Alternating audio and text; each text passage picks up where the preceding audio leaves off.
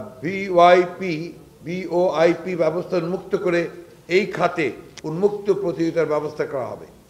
সৃজনশীল ব্যক্তির মেধাস্বত্বের অধিকার নিশ্চিত করা হবে।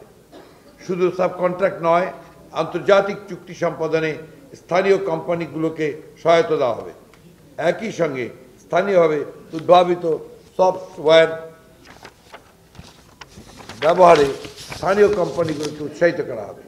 প্রত্যেকটি বিশ্ববিদ্যালয়ে ত্বরান্বিতকরণ তহবিল সহ আইটি ইনকিউবেটর এবং ল্যাবরেটরি ব্যবস্থা সংযোজিত হবে। ইন্টারনেট অবকাঠামো উন্নয়নের মাধ্যমে দ্রুততম সময়ের মধ্যে মোবাইল ডাটার জন্য ব্রডব্যান্ডের ক্ষেত্রে সাশ্রয়ী মূল্যে সময়োপযোগী সর্বোচ্চ গতির ইন্টারনেট নিশ্চিত করা হবে। তথ্য ও যোগাযোগ প্রযুক্তিতে ব্যবহৃত সকল প্রকার উপকরণ সামগ্রীর উপর শূন্য শুল্ক সুবিধা বজায় রাখা হবে।